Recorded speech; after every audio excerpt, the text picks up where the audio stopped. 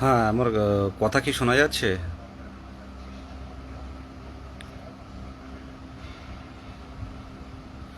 হ্যাঁ, লাইভের যে ডেসক্রিপশনটা একটু অন্যরকম। যে ব্যাপারটা হচ্ছে, প্রত্যেকেই ভালো আছেন এই কথাটা জিজ্ঞাসা করব না। আমরা প্রত্যেকেই একই রকম আছি। এখন ইলেকশনের আবহ, প্রথম দফায় একটা ভোট হয়েছে, আবার হবে 23 তারিখে। তো হ্যাঁ, প্রধান কথা হচ্ছে ওটাই, যে তীব্র গরম। আমি তো হাফিজুরের সাথে বলছিলাম যে প্রচণ্ড গরম, মনে হচ্ছে যেন উত্তরবঙ্গে একটু ঘুরে আসি। তো যাওয়ারও পথ নেই, ঘোরার ইচ্ছে থাকলেও সেই মন নেই, সেই মানসিকতা নেই। হ্যাঁ, যেটা বলছিলাম, আহ,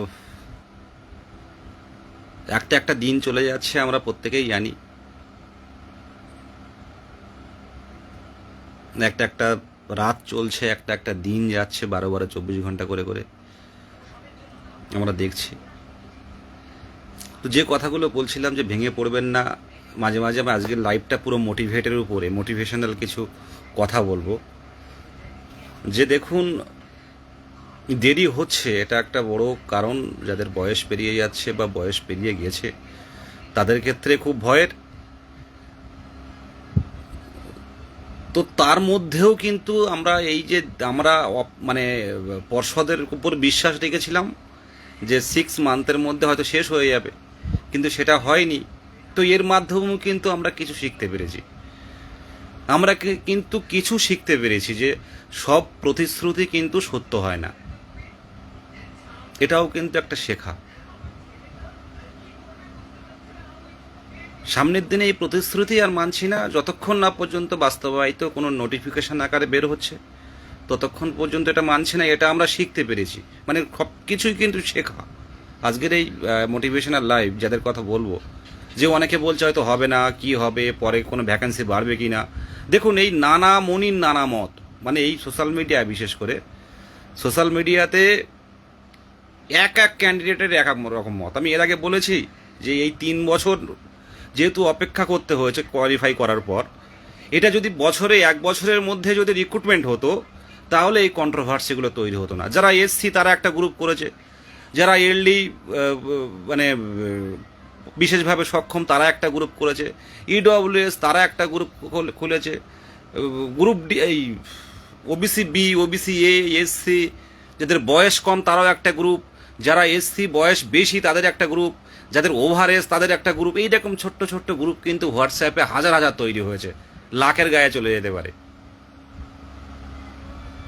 এখন সবাই বুঝি, মানে এখন প্রাইমারিতে যারা আছে প্রায় প্রত্যেকে একটা একটা অ্যাডভোকেট। আমি তো দেখতে পাচ্ছি,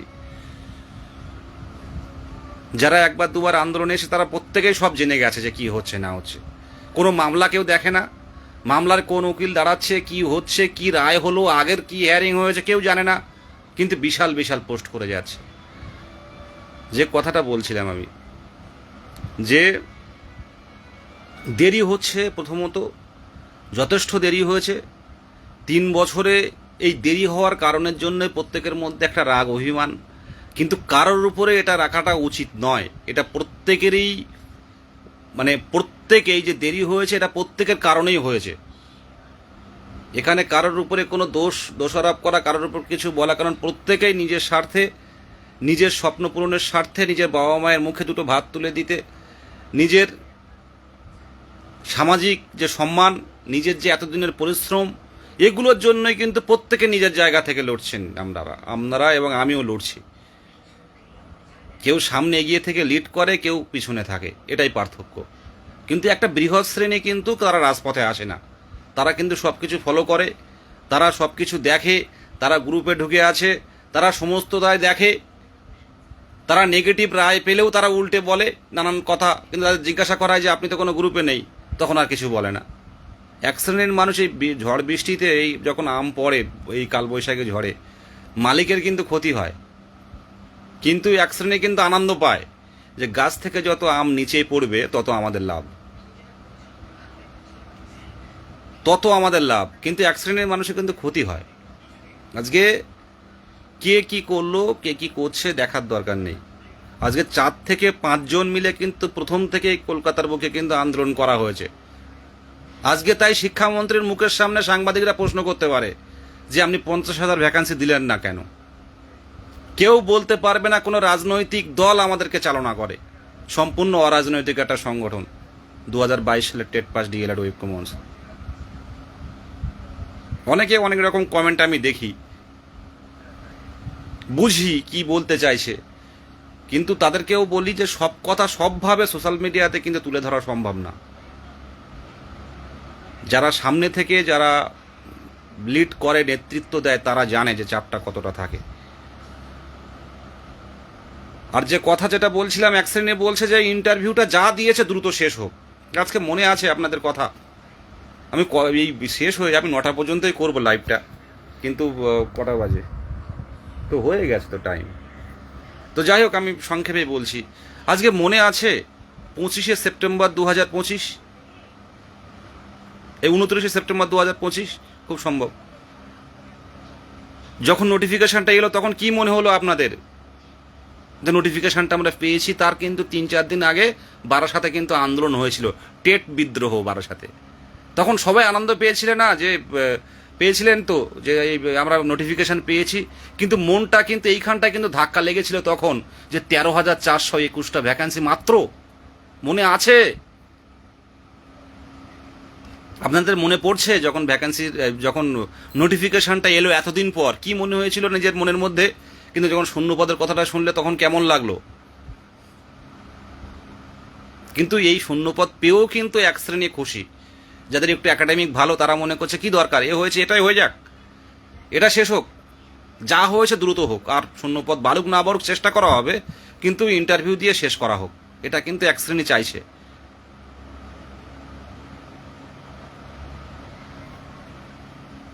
এটা কিন্তু এক শ্রেণী চাইছে যে যেটুকু দিয়েছে সেটুকু শেষ হোক, আর এক শ্রেণী চাইছে যে 1 মাস দেরি হোক কিন্তু ভ্যাকান্সি বৃদ্ধি হোক। আমি পরিষ্কারভাবে প্রত্যেকের উদ্দেশ্যে বলছি, কে কিভাবে নিচ্ছে দেখার দরকার নেই, আমার চাকরিটা দরকার। এই অতনু লাইভ দেখছে, অতনুর চাকরিটা দরকার। এই দেবী লাইভ দেখছে, বাবা মারা গেছে রিসেন্ট ক্যান্সার আক্রান্ত হয়ে, একটা মেয়ে, তার কি করে সংসার চলবে সে জানে না, এদের চাকরিটা দরকার।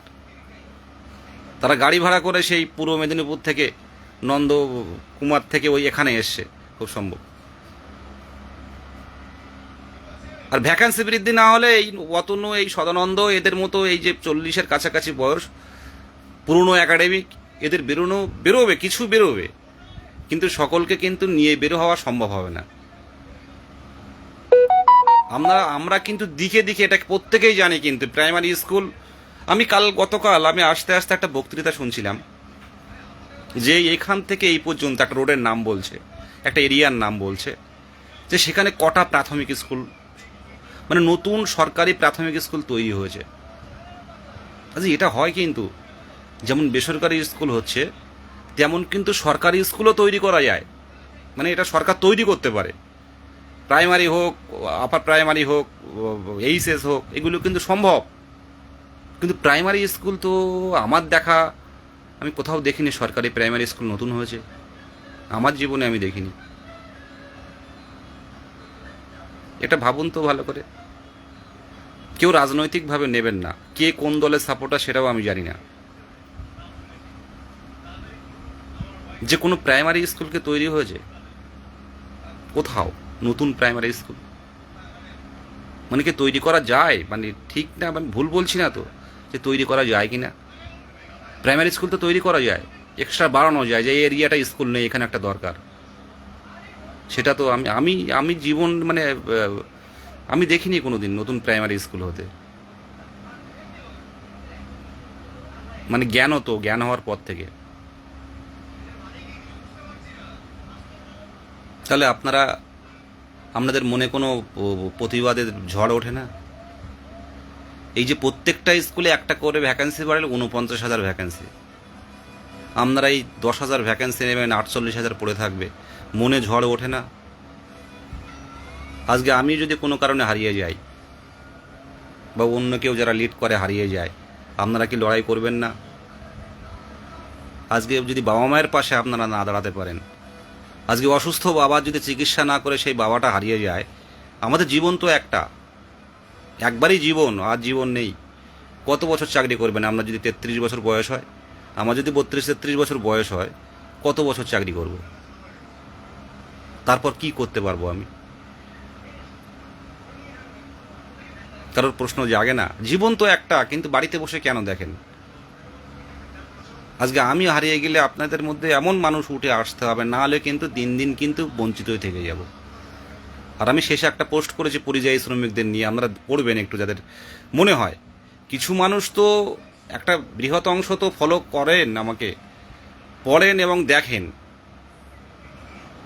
মানে আমিও তো মানে শুধুমাত্র 22 স্টেট নয়, স্টেটের বাইরেও কিন্তু প্রচুর মানুষ কিন্তু দেখেন। কারণ একটা পোস্ট বললে ভুল হবে। একটা পোস্ট করেছিলাম এই যুব সাথী নিয়ে, খুব সম্ভব 10 লক্ষ, প্রায় 15 লক্ষের মতো ওই পোস্টার ভিউ হয়েছে। কেউ না কেউ তো দেখে, ফলো করে, নন ফলোয়ার বেশি। তো পরিযায়ী শ্রমিকের পোস্টটা আপনারা দেখবেন। এমন করে সাংবাদিকরাও কিন্তু তুলে ধরছে। আজকে কোনো প্রাইমারি স্কুলের অবস্থা এই, কোনো শূন্য পদ নেই। সাংবাদিকরা, আমি নাম বলছি না, সেই ভাঙড় থেকে শুরু করে আপনার কলকাতার বিভিন্ন জায়গার প্রার্থীদের খাওয়া দেখাচ্ছে যে এই মাছের পিসটা আপনি কীভাবে ভাঙবেন। এই মাছটা বিহার থেকে এসছে, এই মাছের সাথে সবজি চলছে কি? আপনি সারাদিন কী খায়? পান্তার সাথে কি লঙ্কা আছে? এই সবজিটা খুব ভালো, কটা ডাব খান? আজকে সাংবাদিকদের প্রশ্ন হচ্ছে এটা। আর এই সাংবাদিকরাই হচ্ছে গণতন্ত্রের চতুর্থ স্তম্ভ। সমাজ কোন দিকে যাচ্ছে? আজকে আমার ভাই তো তামিলনাড়ু থেকে আসছে, আজ এলো, আমার পোস্টে তুলে ধরেছে ওটা। আপনারা যদি পড়েন, মন দিয়ে দেখবেন, পড়ুন, ফেসবুক সারাদিন এইসব লেখাগুলো পড়ুন, নিজের লেখা মন থেকে। তামিলনাড়ু কিন্তু ভোট হচ্ছে, তামিলনাড়ু ভোটে কিন্তু এই পশ্চিমবঙ্গের মতো সাংবাদিকরা এত মাতামাতি করে না। পশ্চিমবঙ্গের মতো এত মাতামাতি নেই, এত সাংবাদিকরা মানুষের সামনে তুলে ধরে না। সাংবাদিকদের দেখেই তো আমরা দেখছি সব কিছু টিভি, মোবাইলে। আমাদের ন্যাগও তেমন হয়ে গেছে, সারাদিন ধরে রাজনৈতিক খবর দেখছি আমরা। কিন্তু এটা তামিলনাড়ুতে হয় না, কেরালায় হয় না।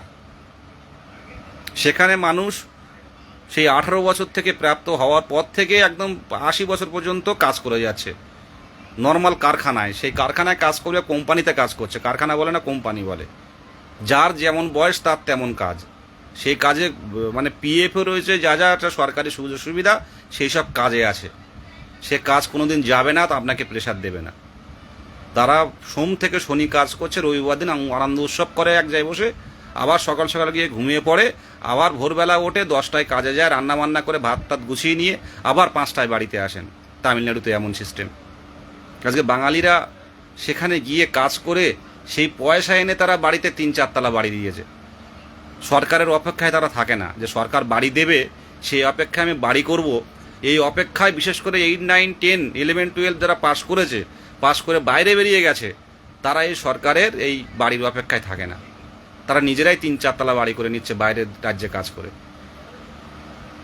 আজকে 3 দিন ট্রেনে এসছে মাত্র সিঙ্গাড়া খেয়ে, শুধু সেই ট্রেনে প্যান্ট্রি কার নেই, মানে রান্না বান্না হয় না, এক্সট্রা ট্রেন ভোটের সময়। পরিযায়ী শ্রমিকদের নিয়ে অন্যান্য সময় খুব মাতামাতি হয়। সাংবাদিকরা বিশাল বিশাল ভিডিও, নিউজ প্রিন্টের সামনের পেজে পরিযায়ী শ্রমিকদের নিয়ে কথা ওঠে, কিন্তু 3-4 দিন 8 ঘন্টা লেট একটা ট্রেন, শুধুমাত্র সিঙ্গাড়া মুড়ি খেয়ে তারা এসছে। তাদের কেউ ঠান্ডা জলের বোতল নিয়েও দাঁড়িয়েছিল না, তাদের গলায় ফুলের মালা দেওয়ার মতোও দাঁড়িয়েছিল না, যেটা এখান থেকে 7-8 মাসে পরিযায়ী শ্রমিকদের নিয়ে হয়েছে। সাংবাদিকরা এটা তুলে ধরে না।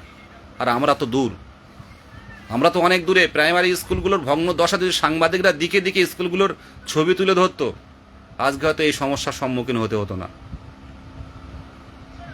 গণতন্ত্রের চতুর্থ স্তম্ভে সাংবাদিকতা। সবাইকে খারাপ বলবো না, কিছু কিছু সংবাদ তুলে ধরা হয়, তবে টিআরপির দৌড়, মানে টিআরপির ইয়েতে প্রতিযোগিতায় মানে নর্মাল যে সংবাদটা ওয়ার্ড সংবাদ, মানে অন্য সাইডের সংবাদ, সেটা তুলতে পারে না, মানুষ দেখে না। তাই চতুর্থ স্তম্ভ শুধু ওই নেতা মন্ত্রীদের কথাই তুলে ধরা হচ্ছে, কি খাবে, সারাদিন কিভাবে করবে। কিন্তু প্রাইমারি স্কুলগুলোর এই ভগ্নদশা, এই স্কুলগুলোর এই সমস্যা, ওই স্কুলগুলোর শিক্ষক নিয়োগ হয়নি, এসএসসি একবার হয়েছে, এগুলো কিন্তু কেউ তুলে ধরেন না। তাই এই সমাজে বেঁচে থাকতে গেলে একটাই জীবন, যে চাকরি পেয়েছে সে আপনার কথা শুনবে না, সে তার মতো বলে যাবে। আবারও বলছি, যে চাকরি পেয়েছে সে কিন্তু, দেখুন এই সরকার বদল হলে নাজমুস ভাই তুমি তো অনেক প্রিয় বন্ধু, এই সব কথার উত্তর এখন নয়, এই সব কথার উত্তর পরবর্তীকালে এই সব কথার উত্তর পেয়ে যাবে। সকল রকম ভাবনা রয়েছে। আমরা আবারও বলছি, আমরা হচ্ছে শিক্ষক পদপ্রার্থী, আমাদের কোনো রং নেই, আমাদের কোনো বিরোধিতা, মানে আমাদের ন্যায্য অধিকারের বিরোধিতা, ন্যায্য অধিকার থেকে বঞ্চিত করে যে সেরা বিরোধিতা হবে। কিন্তু সরকার প্রকল্প, কোন সরকার আসবে কোন সরকার যাবে এটা নিয়ে কোনো কমেন্ট করব না। মানুষ যেটা চায়, গণতন্ত্র যে রায় দেয় সেই রায় নিয়ে মাথা পেতে নেব আমরা। কারণ আমার নিজের কাকাও ভোটে দাঁড়ায়নি, আমার নিজের বাবাও ভোটে দাঁড়ায়নি, মাও ভোটে দাঁড়ায়নি, সুতরাং এটা নিয়ে আমার কোনো ইন্টারেস্ট নেই। আমার ইন্টারেস্ট এই 22 স্টেটকে কী করে আমরা 22 স্টেটকে কী করে এই দুর্দশা থেকে মুক্তি দেয়া, কি করে স্কুলে যাওয়া। আজকে ভাবুন তো, আজকে ভোটের ডিউটি করতে যাচ্ছে, এবছরে একটু বেশি দেখলাম, মানে ভোটের যারা পোস্টাল ব্যালটে ভোট দিয়েছে, যারা চাকরি পেয়েছেন প্রাইমারি শিক্ষক শিক্ষিকা, আমি এবার একটু ফেসবুকে একটু বেশি মাতামাতি দেখলাম, কারণ 2022-এর প্যানেলটা তো বের হলো, তো প্রত্যেকে এটা নিয়ে পোস্ট করছে যে আমরা এই মানে প্রিসাইডিং অফিসার থেকে শুরু করে, ভালো লাগছে। 2017-র অনেক বন্ধুরাও দেখলাম সব ভোটের ডিউটিতে গেছে, তো আমাদেরও কিন্তু হিসেবে যাওয়ার কথা। দেখুন, যে চাকরি পেয়ে গেছে, যার স্ট্যাম্প পড়ে গেছে সরকারি, যে মাথা গুঁজে একবার ঢুকতে পেরেছে, সে কিন্তু অন্য জায়গায় চলে গেছে। আমার এই বক্তব্য তারা শুনবে না এখন। আপনি জিজ্ঞাসা করলে বলে ওসব ওসব শুনে কি হবে। কিন্তু তারাও কিন্তু, যারা এখন আন্দোলন করছে, এটা কপালের ব্যাপার থাকে, 1-2 নম্বরের জন্য কেউ পাস করতে পারলো না, আর যারা পাস করেছে 17-এ বেরিয়ে গেছে। ভ্যাকেন্সি বেশি থাকলে আমরাও বেরিয়ে যেতাম, 17-এর কোশ্চেন একটু যদি হালকা হতো বেরিয়ে যেতাম, 2 নম্বর 4 নম্বর 5 নম্বর অনেকের কম আছে। তো যারা পেয়ে যাওয়ার পর মনে করো হাফ নাম্বারের জন্য বা 1 নম্বরের জন্য আপনি পাননি, মানে আপনার কোনো সমাজে ভ্যালু নেই। কিন্তু যে 1 নাম্বার বেশি পেয়ে যে চাকরিটা পেয়েছে, তার কথাটাই কিন্তু সমাজ শুনবে বেশি। আমি এইটাই বলছি যে আপনারা যদি চুপচাপ থাকেন তাহলে চুপ হয়ে যাবেন, আপনাকে চেপে দেবে। আর আপনি যদি ঘুরে দাঁড়াতে পারেন, আপনি অধিকারটা ছিনিয়ে নিতে পারবেন। কিন্তু এখন আপনার কথা কেউ শুনবে না। আপনার বন্ধু যার সাথে আপনি পড়েছেন, 1 নম্বর কম পেয়ে আপনি পাস করতে পারেননি, সে পাস করে চাকরিটা পেয়েছে, যে বন্ধু হোক বান্ধবী হোক, তার সামনে একটা কথা বলবেন, বলবে তোরা তো পারিসনি, তোরা কিছুই জানিস না। দেখবেন তার কথাটাই পাল্টে গেছে। ভুল বলছি কি? দেখুন তো, এখন কল করে কিঞ্চিত কেউ কেউ কথা বলে মন খুলে, দেখুন তো আপনার সাথে 10 মিনিট সময় দেয় কিনা। আপনি কথা বলুন, আপনার বন্ধু যে চাকরি পেয়েছে 10 মিনিট সময় যায় কিনা, সে এখন তাকে নিয়েই ব্যস্ত। কিন্তু একসময় এমনও দিন গেছে, যারা আজকে চাকরি পেয়েছে তাদের সামনে থেকেও কিন্তু লিড করেছি 2017 সালে। তাই বলবো যে কেউ একটু দেরিতে সাকসেস পায়, কেউ একটু আগে পায়। হয়তো এই দিনটা আমাদের চরমভাবে খারাপ লাগছে, কিন্তু হয়তো সামনের যে মানে পৌরসভা বা আদার্স যে ভোট আছে, সেই ভোটে হয়তো আমরা অনেকে, হয়তো কম জায়গা, কিন্তু অনেকে ডিউটিতে যাব। এই সময়টা খারাপ, এটা ফিল করুন যে আমাদের সময়টা খারাপ যাচ্ছে। আর যখন কাজের দরকার তখন কাজ করুন, লড়াই করুন, যখন পড়ার দরকার তখন পড়াশোনা করুন। কিছু ক্যান্ডিডেট আছে যারা একটু মানে যারা একটু ভালো একাডেমিক, সত্যি কথা বলতে তারা অতিরিক্ত একটা, তারা মোটামুটি ভেবেই নিয়েছে যে আমরা পেয়ে গেছি।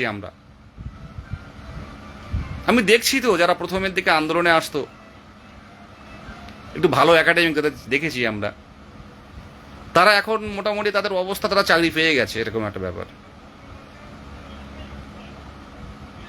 কেউ চাকরি পেয়ে গেলে আপনাকে ভ্যালু দেবে না আপনি না পেলে। তাই নিজের অধিকারের দাবিতে রাজপথে নামতে হবে। কে কি বলল, কে কি উপহাস করলো, আজকে 22 স্টেটের মতো আন্দোলন কেউ করেছে রাজপথে?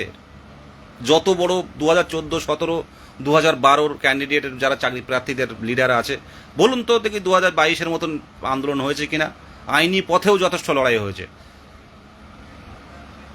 কিন্তু আজকে আমরা এই শুধু ওএমআর আছে বলে আজকে আমরা এই চরম হতাশার মধ্যে আমাদের দিন কাটছে। যারা কন্ট্রোভার্সি তৈরি করে তাতে কিছু 22 স্টেটের জ্ঞানহীন কিছু ক্যান্ডিডেট আছে, তারাও তাদেরকে সায় দেয়, তাদেরকে সাপোর্ট করে। সামনে এসে কারোর বলার ক্ষমতা নেই। ইঞ্চিতে ইঞ্চিতে জবাব হবে। একটু শূন্যপদ বের করুন, প্রত্যেকে একসাথে লড়াইটা করে, 4 তারিখের পরে একসাথে লড়াইটা করে প্রত্যেকেই রাজপথে নামতে হবে। প্যারাটিসার আমাদের স্যারেরা আছে, প্যারাটিসার ম্যাডামরা আছেন, অনেক প্যারাটিসার ম্যাডামরা স্যারেরা তারা মুখে কাপড় বেঁধে আসেন আন্দোলনে, জানেন? যাতে তারা যেহেতু সরকারি গভর্নমেন্ট এমপ্লয়, যাতে সরকারের পক্ষে কেউ না দেখতে পায়, প্যারাটিসারটাও কিন্তু এইভাবে আন্দোলনে আসেন। তাই সেটা নাম বলবো না এখানে। এই যে অভিজিৎ দা কল করছে, অভিজিৎ দা লাভ ইউ ভাই, গো অ্যাড। এই অভিজিৎ মণ্ডল ভাই পুরুলিয়াতে বাড়ি, বয়স হয়েছে প্রায় 40-এর কাছাকাছি। এই চাকরিটা ভীষণ দরকার, ভীষণ দরকার। মানে ও আমার সাথে হাত পা ভেঙে আগে কয়েকদিন কলকাতায় হসপিটালে ভর্তি ছিলেন, অ্যাক্সিডেন্ট করে, ওই ভাগ্নে অ্যাক্সিডেন্ট করেছিল, সেখানে ছিলেন। এই প্রত্যেকটা ক্যান্ডিডেটের সাথে আত্মিক মানে ভালোবাসাটা প্রত্যেকের আছে। সামনের দিনে ভালো কিছু হবে, একটা কথা বলছি শুনুন, ভালো কিছু হবে। আর আমাদের সত্যি কথা বলতে কি, যে বঞ্চনার শিকার হয়েছি আমরা, সরকার মানুষের জন্য সরকার, মানুষের কল্যাণ সাধনের জন্য সরকার শূন্যপদ বৃদ্ধি করব করব করব। এটা যদি আপনারা যদি 10,000 জন পথে নামতে পারেন, প্রত্যেকটা স্কুলে একজন শিক্ষক দিলে 49,000, 200-250 মতো শিক্ষক হবে। বিহারে নিয়োগ 40 প্রায় কত পৌঁছে গেছে দেখুন ভালো করে। আজকে এই সরকারের আমলে প্রথম নিয়োগ হয়েছিল 42,000।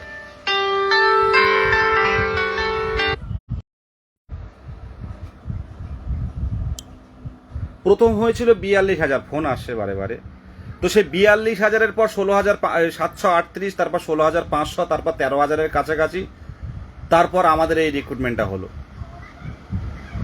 আমাদের এই রিক্রুটমেন্টের ভ্যাকান্সিটা মোটামুটি 35 থেকে 40,000 হলে মোটামুটি কোনো চাপ থাকতো না, আরও 1 মাস আমরা ওয়েট করতে পারতাম।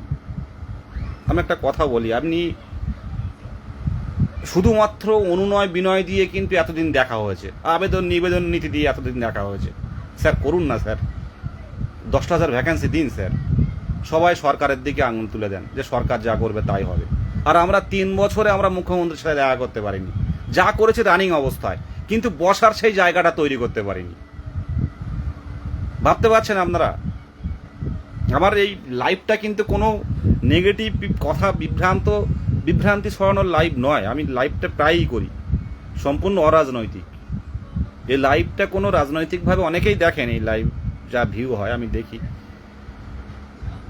তো কিছু ক্যান্ডিডেট আছে, তাদের কাজ হচ্ছে তারা কোয়ালিফাই করেনি, কিংবা এই গ্রুপবাজি করাটা আসল লক্ষ্য। বিভিন্ন কমেন্ট দেখলে বুঝতে পারবেন, যত নেগেটিভ কমেন্ট আসবেন তত দেখবেন প্রতিদ্বন্দ্বিতা কমছে। যারা নিয়োগে আসতে পারেনি তারা কিন্তু আপনাকে গ্রুপে, কিন্তু তাদের গ্রুপ আছে আলাদা, তারা কিন্তু আপনার নামে বলতে থাকবে, তারা অন্য টাইমে বেরোবে না।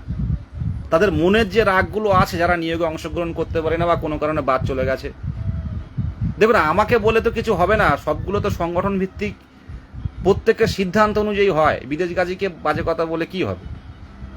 তো দেখবেন এরকম গ্রুপে কিন্তু বলবে। আমি বেসিক্যালি কারণ নাম বলছি না, কারণ অনেকে লাইভ দেখছেন। আমার প্রশ্নভুল মামলা থেকে শুরু করে 23-25 থেকে শুরু করে, এনআইএস থেকে শুরু করে 22-24 থেকে শুরু করে, আমার কারোর প্রতি ব্যক্তিগত কোনো রাগ নেই, এই বুকে হাত দিয়ে বলছি, কোনো রাগ নেই। যা অনেকে যারা কথা মানে আছে আমাদের সাথে কথা হয়, কোনো রাগ নয়, কোনো বিরোধিতা নেই। আমিও মনে প্রাণে চাই প্রত্যেকে এই দীর্ঘদিন পর নিয়োগ হচ্ছে, প্রত্যেকেই যোগ্য সম্মান পাক।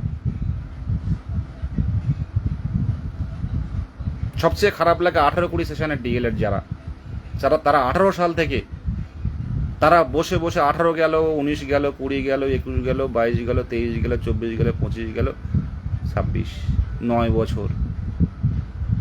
এই সময় মানুষের জীবন তো একটা, বলুন, মানুষের জীবন একটা তো। আমরা কি পরে কি এই জীবন নিয়ে আর আসতে পারবো পৃথিবীতে? আপনারা ভাবুন না একটু, সাইকোলজি, প্রত্যেকে তো সাইকোলজি নিয়ে আপনারা পড়েছেন, সমকালীন শিক্ষা, তারপর সাইকোলজি, শিশু মনস্তত্ত্ব, শিক্ষাবিজ্ঞান, ডক্টর দেবাশিস পালের বই পড়েছেন যারা টেট উত্তীর্ণ আছেন। সাইকোলজি কি বলছে? আপনি কি এই অবস্থায় আর পৃথিবীতে আসতে পারবেন? আর কিন্তু পৃথিবীতে আসতে পারবেন না। তো এই জায়গাটা কেন ছাড়বেন? অনেকেই চিন্তিত আছেন, অনেকেই এখনো লেগে থাকেন যে দাদা শূন্যপদ বাড়বে তো, শূন্যপদ বাড়বে তো। কিছু শূন্যপদ না বাড়লে কিন্তু হবে না। আর কিছু স্কোর যারা রয়েছে তারা এই যে হাই স্কোর, তারা একটা গ্রুপ খুলে নেয়, তারা আর সেইভাবে যোগাযোগ, মাঝে মাঝে কথা বললে যোগাযোগ রাখে না। তারা ভেবে নিয়েছে এইভাবে হয়ে যাক, দ্রুত বাড়ুক না বাড়ুক হয়ে যাক, আমরা গিয়ে দাঁড়াবো, 2-3 পাবো, আমাদের হয়ে যাবে। কিন্তু বাকি আছে অনেক কিছু সামনের দিনে আছে। তো 12-13 তারিখ নাগাদ ইন্টারভিউ শুরু হবে বলে আমার মনে হয় না। যারা বলছে অনেকে যে 12-13 তারিখে ইন্টারভিউ শুরু হবে, আমার মনে হয় না।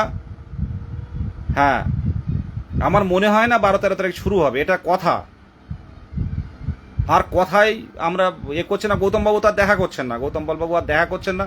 আর কিছু বলার নেই ওনার। বছরে ন্যূনতম 2বার নিয়োগ, কোনো টেট পাস বসে থাকবে না।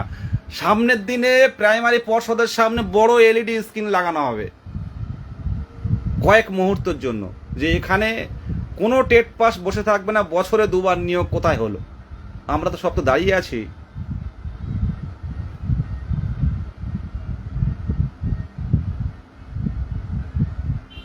ব্রহ্মা মণ্ডপ দাদাদের বলি, যারা আড়াল থেকে কথা বলে, এটা তাদের বিরাট পরিবর্তনের জন্য আসুন। হ্যাঁ, মানুষ বলবে, এই সোশ্যাল মিডিয়াতে ভালো কথা বললেও এক শ্রেণী বিরোধিতা করবে, খারাপ কথা বললেও এক শ্রেণী সাপোর্ট করবে। এটা একদম হয়েই আসছে। এটা আমি দেখে আগে অতটা আমার খারাপ লাগতো, কিন্তু আস্তে আস্তে বুঝে গেছি যে কিছু ব্যাঙ আছে, বর্ষা হবে বা বর্ষা হতে পারে, সেই সময়টা গর্ত থেকে বেরিয়ে আসবে, কিছুক্ষণ ডাকবে, বর্ষা নেমে যাবে, কিছুক্ষণ ওর মধ্যে এই কন্ট্রোভার্সি যতক্ষণ হবে ততক্ষণ থাকবে বাইরে, তারপর তারা আবার গর্তে ঢুকে যাবে।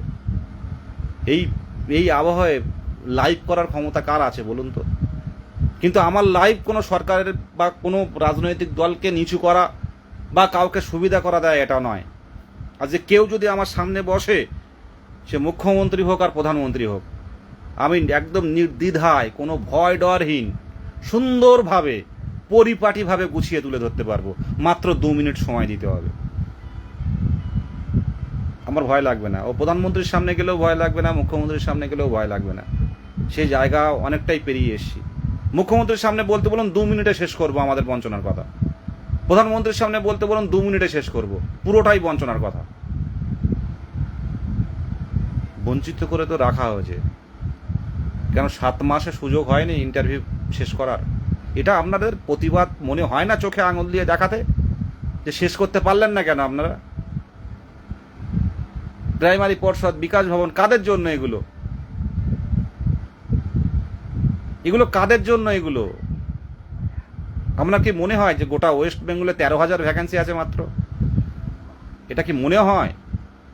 আমরা মনে হয় যে গোটা ওয়েস্ট বেঙ্গলে মাত্র 13,000 লোক রিটায়ার করেছে মাস্টার? ভ্যাকেন্সি থাকে, ভ্যাকেন্সি একটা হাইট ভ্যাকেন্সি থাকে। দেখুন সামনের দিনে কি হবে, সামনের দিনে কিভাবে বাড়াবে। সরকার পোস্ট তৈরি করতে পারে, স্যাংশন দেখাতে পারে, কারণ প্রাইমারিতে অলরেডি 5ম শ্রেণী যুক্ত হয়েছে, সেটা দেখিয়ে অলরেডি মেরিট বের হওয়ার আগে, মেরিট লিস্ট বের হওয়ার আগে কিন্তু ভ্যাকেন্সি বের করতে পারে। যেটা বলছিলাম, যখন নোটিফিকেশনটা এলো আমাদের কেমন আনন্দ হয়েছিল। আমি তো শূন্যপদের বিষয়টা আগেই জেনেছিলাম, আমার থানায় তো ধরে রাখা হয়েছিল। তো বারাসাতে যেদিন আন্দোলন করলেন আমরা, আমি তো যেতে পারিনি, আমার যেতে দেওয়া হয়নি। আমি থানায় বড়বাবুদের কাছ থেকে জেনেছিলাম যে আপনাদের এই শূন্যপদটা দিচ্ছে। তখন কিন্তু আমার চোখে জল এসেছিল, আমার কিন্তু কষ্ট লেগেছিল। একদিকে আনন্দ হচ্ছিল যে ইন্টারভিউটা এসছে, কিন্তু একদিকে এই 48,000 ক্যান্ডিডেট যারা চাকরি পাবে না, সেটা আমি তার মধ্যে থাকতে পারি, আপনিও থাকতে পারেন।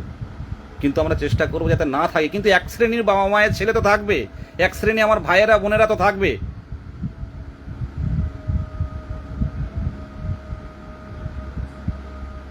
বলুন,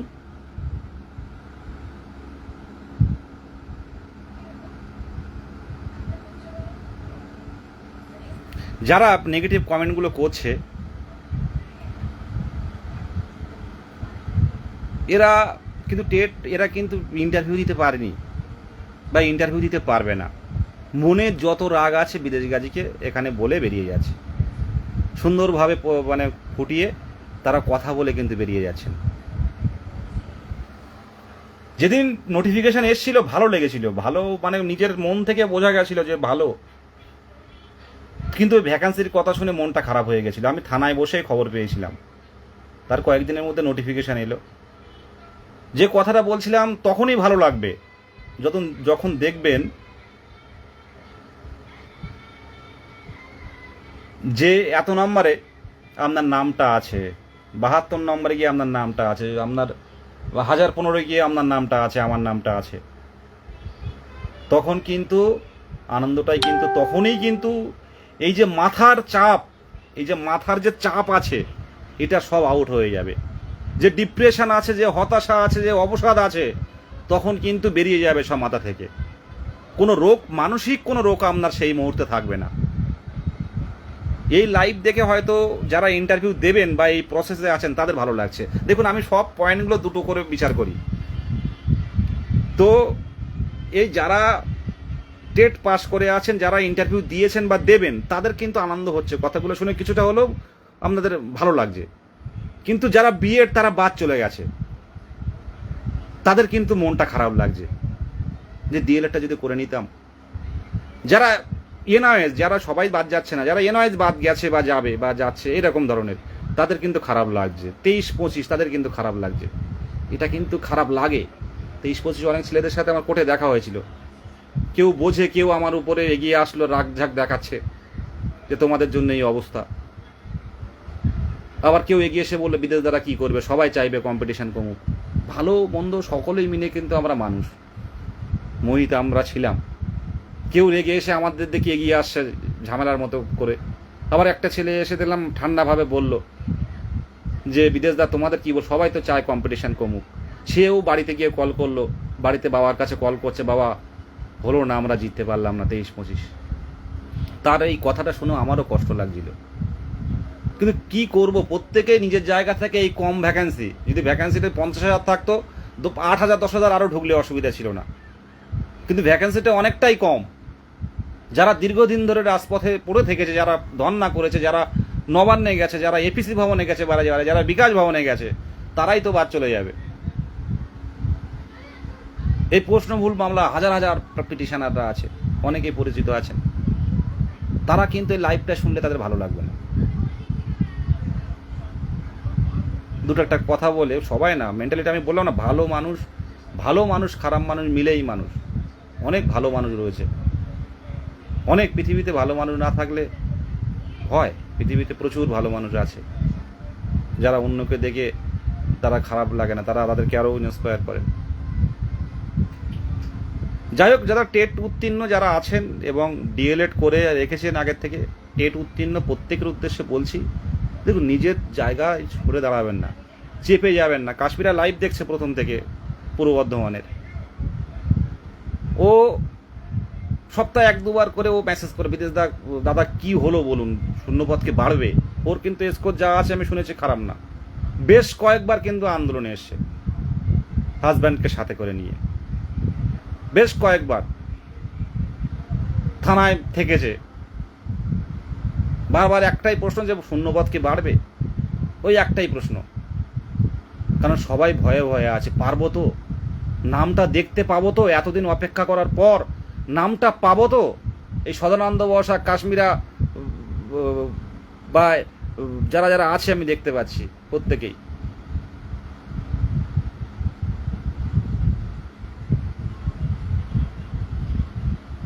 দেখুন, যে আপনার বান্ধবী হোক, বন্ধু হোক, যদি চাকরি না পান না, কেউ পাশে থাকবে না। এখানে 1:1 লড়াই, কিন্তু শূন্যপদটা বাড়াতে হবে। ভ্যাকান্সিটা বাড়াতে হবে, প্রত্যেকের উদ্দেশ্যে বলছি আমি। আপনার যে বান্ধবী যে কথা বলছে, আপনি চাকরি না পেলে সে বান্ধবীও কিন্তু কথা বলবে না। কারণ এতদিন অপেক্ষা করার পর, এত ডিলে করার পর, এতদিন ঝুলে থাকার পর নিয়োগ বা মেরিট লিস্ট বের হবে, সেইখানটা আমার নামটা আপনি দেখতে চাইবেন না? আমি তো আমার নামটা দেখতে চাইবো না। বিহারে যেমন নিয়োগ করে দিচ্ছে, ভ্যাকান্সি পড়ে থাকছে। আজকে 42,000-এর মতো নিয়োগ হয়েছে 2016 সালে। আজকে আমাদের হলো না? 45,000 দিলে তো হয়ে যেত। 35,000 দিলেও তো ম্যাক্সিমাম বেরিয়ে যেতাম। আর প্রত্যেকেরই যোগ্যতা আছে, প্রত্যেকেই টেট উত্তীর্ণ, ডিএলএড রয়েছে। প্রত্যেকের যোগ্যতা রয়েছে, এটা তো ফ্রেশাররা কেউ আসছে না যে গ্রুপ ডি গ্রুপ সি তারা পরীক্ষা দিতে আসছে। দেখুন, এরপরে কিন্তু পরিষ্কার কথা বলছি, কে আগের বিদেশ গাজীকে আর দেখতে পাবেন না। এরপর লড়াকু বিদেশ গাজী দেখতে পারবেন, যতক্ষণ না পর্যন্ত শূন্যপদ বাড়ছে। আগের মতো এই অনুনয় বিনয় করে আর হবে না। আমার উপর এক শ্রেণীর মানুষ রাগ আছে, রাগ থাকবে। সেসব মানুষ আবার তারা লাইভটাও কিন্তু প্রথম থেকে লাস্ট পর্যন্ত দেখবেন, এটাও ঠিক। আগে আমরা প্রতিশ্রুতিটা পেয়ে আমরা আকাশে ভেসেছিলাম আনন্দে, আমরা ভাবিনি যে এইভাবে ঝুলে যাবে। কিন্তু এবার আর প্রতিশ্রুতি নয়। আমি সত্যি কথা বলছি, আপনারা যদি প্রত্যেকে পাশে থাকেন, স্বতঃস্ফূর্তভাবে পাশে থাকেন, কোনো কন্ট্রোভার্সি ছাড়াই, তাহলে কিন্তু সামনের দিনে গৌতম বাবুকে নিচে নামাবো, কথা দিলাম। নিচে আমাদের সাথে কথা বলতে হবে, এইটা আমি শেষ কথা বলে দিলাম, বলে শেষ করলাম। আমি চোখে চোখে কথা হবে যে আপনার এটা কেন হলো না, কেন হলো না, এটা কেন হলো না। 29শে সেপ্টেম্বর, আর সে ওদিকে 29শে সেপ্টেম্বর 2023 সাল মনে আছে? এই 2023 সাল, 2022 সাল 29শে সেপ্টেম্বর প্রথম নোটিফিকেশান আসে। 25শে সেপ্টেম্বর প্রথম নোটিফিকেশান আসে টেটের। সেখান থেকে এই জায়গাটা পড়ে আসি আমরা 25শে সেপ্টেম্বর 2022 সাল। আমাদের কোনো সময়ের মূল্য নেই, কোনো ভবিষ্যৎ পরিকল্পনা নেই, কোনো জীবন যৌবন কোনো কিছুই নেই। কেউ দেবে না, লড়াই করেছিলাম, সংঘবদ্ধতা একসাথে করে রেখেছিলাম। তাই শিক্ষামন্ত্রীর মুখের সামনে সাংবাদিকরা প্রশ্ন করতে পেরেছিল যে 50,000 কেন দিচ্ছেন না। তারা বিধানসভায় তারা দীর্ঘক্ষণ আন্দোলন করে এখন শিক্ষামন্ত্রীর বাড়িতে গেল সন্ধ্যেবেলা। এবি আনন্দের মতো বড় বড় চ্যানেল, সেগুলো লাইভ দেখানো হয়েছে। আমার লাইভ দেখেন না? অনেকেই লাইভ দেখেন, সব কিছু লক্ষ্য রাখেন। যার পরেও যে শুনেও যদি কেউ না শোনার মতো কথা বলেন, তাহলে আপনি কি করবেন বলুন দেখি? কি করবেন বলুন দেখি? এটা ব্যাপার নয়, সামনের দিনে ভালো কিছু করতে হবে। আপনার যে বন্ধু চাকরি পেয়েছে, সেই বন্ধু কিন্তু আপনার কথা শুনবে না, কিন্তু আপনার নামের পাশে যখন স্ট্যাম্প পড়ে যাবে, 2026-এ গেল, এই 26-এর শেষে খুব সম্ভব, বা মাঝামাঝিতে যখন আপনার নামের পাশে স্ট্যাম্পটা পড়বে, আপনি 27 সালে যখন নির্বাচন হবে, দেখবেন আপনিও আপনার জায়গা দেখাবেন যে আমি পোস্টালেতে ভোট দিলাম, হাতের আঙুলের ছবি দিকে শেয়ার করবেন। এগুলো যত না করা যায় ততই ভালো, কারণ যারা চাকরি পায়নি তাদের খারাপ লাগে দেখুন। কারণ রাজ্যের পরিস্থিতি তো আমরা বুঝতে পারছি, ধারাবাহিক নিয়োগ নেই। অনেকে করেন না, অনেকে ওটা দেখান। আমি একটা ফেসবুকে ঘুরতে ঘুরতে সাজেশানে এসেছিল, একজন ম্যাডামের অবস্থা দেখছিলাম আমি। সে সারাদিন শুধু ফেসবুকে মানে ভোটের ডিউটিতে যাচ্ছেন, কিন্তু কি নিয়ে যাচ্ছেন সেগুলোও ছবি তুলে শেয়ার করছেন। পাউডার থেকে শুরু করে, ফেস ওয়াশ থেকে শুরু করে, টুথপেস্ট থেকে শুরু করে, ব্রাশ থেকে শুরু করে, যা যা লাগবে সেগুলো মুখেও বলছেন। আমি এইরকম, যদিও এমন কোনো দিন দেখিনি, এত বছর তো ভোট হয়েছে, কিন্তু এইরকম পোস্ট আমি কোথাও দেখিনি। হ্যাঁ, পোলিং অফিসার যারা ব্যালট বাক্স জমা দেওয়ার পর একটা ছবি তুলে শেয়ার হলো, সেটা স্বাভাবিক। কিন্তু কি সাজার, কোন কসমেটিক নিয়ে যেতে হবে, বোরোলিন লাগবে কি না, A to Z ফেসবুকের মাধ্যমে সেগুলো তুলে ধরছেন। দীর্ঘদিন পর নিয়োগ, যারা ওই বয়সে ওই বন্ধুর বা ওই বান্ধবীরা যারা চাকরি পায়নি, তারা দেখে কিন্তু খুব যে আনন্দ হয় তা না, তাদেরও কিন্তু খারাপ লাগে যে 2 নাম্বারের জন্য আমি পাইনি। তাহলে এইগুলো দেখে তাদের খারাপ লাগে এগুলো। কিন্তু আজকে এই বর্তমানে কে খারাপ লাগলো ভালো লাগলো না, প্রত্যেকে নিজের জন্য লড়াইটা করছে। প্রত্যেকে নিজের জন্য লড়াইটা করছে। কে হাসবে, কে উপহাস করবে, তারাও কিন্তু দেখছে না। তার কিন্তু ফেসবুকে ভিউ বাড়ানোর জন্য সে সব কিছু করে যাচ্ছে। সুতরাং আপনার জায়গাটা আপনি কেন ছাড়বেন? মুখ লুকিয়ে শুধু হাসবেন বা কাঁদবেন, বা অন্যের মানে কেউ যাতে না বুঝতে পারে সেই অবস্থায় কাঁদবেন, চোখের জল ফেলবেন, কেউ দেখবে না। জীবন কিন্তু একটা বয়স বাড়ছে। আমি বলো না, লাইভ যারা পিছনে বলবে, বাজে কথা বলবে, কন্ট্রোভার্সি করবে, সমালোচনা করবে, তারাও কিন্তু লাইভটা একবার দেখে নেয়।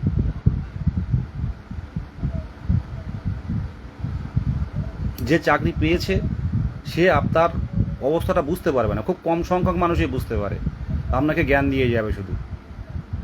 হয়তো 2 নম্বর 5 নম্বরের জন্য আপনি সেই টেটটা পাস করতে পারেননি। আর 2014 টেট তো আমরা জানি, আবার এই নিয়ে বললে আবার অনেকে করবে, সোনার চামচ নিয়ে জন্মেছে। যারা একটু বুদ্ধিমান প্রত্যেকেই বেরিয়ে গেছে, নেই আর তেমন কেউ। আবার প্রশ্ন বলবো, আমরা কিছু পাস করলে করতে পারে, কি সিদ্ধান্ত নিচ্ছে জানি না। তবে আমাদের ন্যায্য দাবি, অধিকারের দাবিতে আন্দোলন যদি বসে থাকা যায়, আন্দোলন যদি রাত কাটানো যায়, যে কোনো পরিস্থিতিতে গেলাম উঠে আসলাম 2 ঘন্টা 3 ঘন্টার মধ্যে, তাহলে সেই আন্দোলন কিন্তু সেই আন্দোলনে ফল পাবেন না। যতক্ষণ না পর্যন্ত আপনারা আমাদের নিয়ে নোটিফিকেশান না দিচ্ছেন, যতক্ষণ পর্যন্ত আমাদের নিয়ে আলোচনা লিখিত কোনো কিছু না প্রকাশ করছেন, আমরা এখান থেকে উঠছি না। আন্দোলন হয়েছে এর আগে, এই মানে যখন করেছিলাম, মানে যখন আমরা ধর্না করেছিলাম, আমাদের বলা হলো যে গৌতমবাবু আপনাদের সামনে, ধর্নার শেষ দিনে, যে গৌতমবাবু আপনাদের সামনে বলবেন, আপনাদের মাইক্রোফোনের সামনে বা সাংবাদিকদের সামনে। আইপিএস বলে আমাদের আইপিএস একজন ম্যাডাম এসেছিলেন, আমরা আন্দোলন করেছিলাম সেদিন, করে আমাদের বসানো হয়েছিল এপিসি ভবনের ওই করুণাময়ী বাস স্ট্যান্ডের ওখানে। আমরা সেক্টর 5 থেকে ছুটতে ছুটতে ওখানে এসেছিলাম, ধর্না না, একটা মিছিল বা একটা অন্য ধরনের আন্দোলন। তো ম্যাডাম এসে বললেন আপনাদের সাথে গৌতমবাবু পুরো ক্যামেরার সামনে কথা বলবেন, বলে ম্যাডাম আমাদেরকে পাঠালেন। প্রাইমারি পর্ষদে যাওয়ার পর তখন উল্টো কথা বলছেন পুলিশে, যে কোনোভাবেই উনি ক্যামেরার সামনে কথা বলবেন না। এটাও কিন্তু একটা অভিজ্ঞতা আমাদের তুলে দেওয়া হলো, আমরা উঠে গেলাম সেই বুঝে, কিন্তু সবাই বাড়ি যাওয়ার পর, মানে এলোমেলো হয়ে যাওয়ার পর আমাদের বলা হলো যে ক্যামেরার সামনে উনি কোনো কথা বলবেন না। তো এইগুলো একটা অভিজ্ঞতা তৈরি হলো। সব মিলিয়ে সামনের দিনে অভিজ্ঞতাকে কাজে লাগানো হবে। শিবরাত্রি 9টা বলার কথা, 9:30 বাজতে গেল। প্রত্যেকেই তৈরি থাকুন, এই সময় ছুটির সময় হয়তো পড়াশুনো করে এগিয়ে রাখুন। সামনের দিনে ভ্যাকান্সি বৃদ্ধি হলে সবাই অন্তত স্যাটিসফাইড থাকবেন যে আমারটা হবে, সেই ইন্টারভিউ একটু ভালো হোক বা খারাপ হোক। প্রত্যেককে শুভরাত্রি, ভালো থাকবেন।